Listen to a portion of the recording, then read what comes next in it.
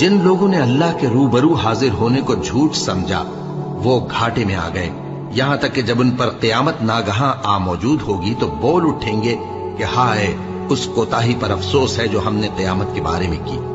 और वो अपने अमाल के बोझ अपनी पीठों पर उठाए हुए होंगे। देखो, जो बोझ ये उठा रहे हैं बहुत बुरा है। और दुनिया की जिंदगी तो एक खेल और मशगला है, और बहुत अच्छा घर तो आखिरत का घर है, यानी उनके लिए जो अल्लाह से डरते हैं।